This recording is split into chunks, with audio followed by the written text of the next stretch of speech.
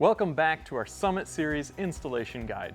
In this video, we'll be covering how to install handrail on level sections of railing. Stair railing sections will be covered in a separate video, so if you're looking for that, be sure to tap the link in the upper right-hand corner.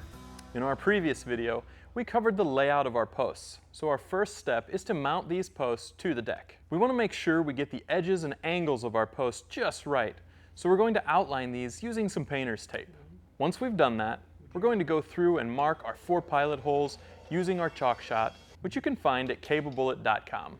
With our pilot holes marked, I'm going to go through with a 3/16 drill bit and drill all of those holes. The depth of your holes will vary by project and foundation construction.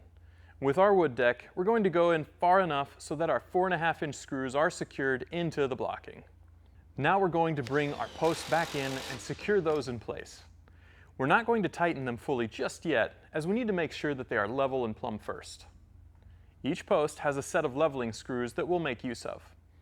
We'll just take a 3/16 Allen wrench and adjust those for every post that isn't plumb. If your decking is particularly soft, you can use a number 2 washer for additional support underneath the leveling set screw.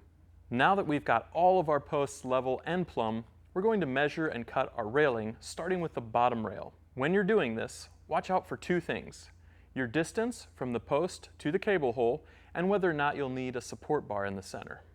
As a reminder, for sections longer than 4 feet, you'll need to use a handrail support bar.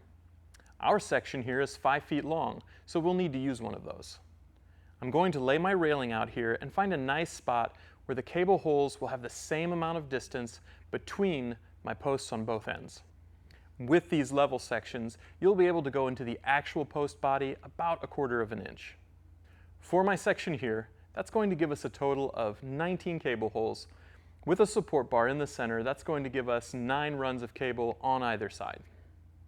Now that we've figured out our math, we're going to mark our cuts. Like I said before, you can go 1/4 inch past the post face on each side to give yourself plenty of space to work with when you go to install this. Now it's just a simple process of cutting the handrail and sliding it into place. For our top rail, we're going to repeat that process, but we'll just want to make sure that our holes are oriented in the opposite direction. For example, if our bottom rail set screw channel is oriented toward the 12 o'clock position, we need to make sure that the set screw channel on the top rail is pointing towards the 6 o'clock position. With both our top and bottom rail in place, we're going to drill out our set screw holes. To do this, we'll take the provided drill bit, locate the set screw holes on our post, and then drill through one wall of the handrail. You do not need to go through both walls. Then use one of the supplied 10/32 set screws to secure that in place by driving it in with a 3/32 Allen wrench. You'll do this at the top and bottom of every post.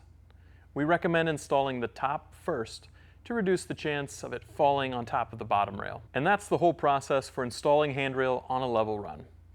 If you have any questions at all, please leave them in the comments below, or reach out to our support team.